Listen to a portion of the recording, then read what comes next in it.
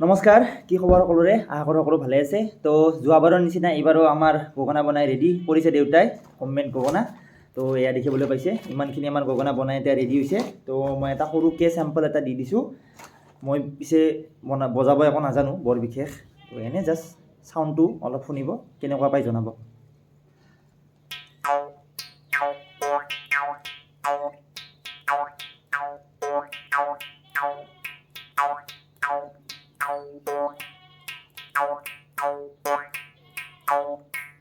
তো এনেকুৱা আছে আৰু বেলেগ বেলেগ স্কেলৰ পাই যাব।